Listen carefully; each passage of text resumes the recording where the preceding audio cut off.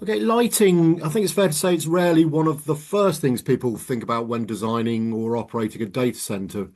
Why do you believe, though, it is actually a little bit more of a strategic part of the facility than maybe many people realize?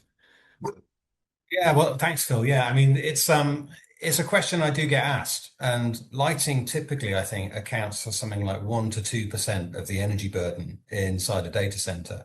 So it's tiny, right? It's small beer. You might just think to yourself, well, we've done LED, surely that's enough. We've kind of ticked a box that we need to tick and move on and look at everything else that's using all our energy up and manage all of that. Um, but when things go wrong, and if you've got bad lighting in any facility, data center or otherwise, if things go wrong, it gets really costly really quickly.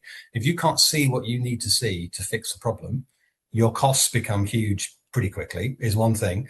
And it also, lighting controls that are placed correctly can integrate really well with the rest of your building.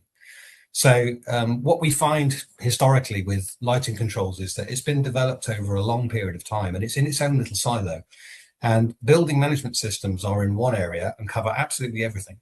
And then over here somewhere, there's lighting controls, and they don't really seem to be that well connected. But if you're actually strategically planning what you're doing and you can connect up your lighting control into your BMS, it opens up an awful lot of positives for you as an operator of a space, really. Why not get them to work together? Because they can work together really well. So one thing is the lighting, getting that right so it actually delivers what you need, where you need it, when you need it. And the lighting controls that also can integrate with the rest of your systems on site. So it's not just its own little thing, managing its own little bit of business, but actually it's providing you with really useful information about the rest of your site. So And strategically, it can make quite a difference, really.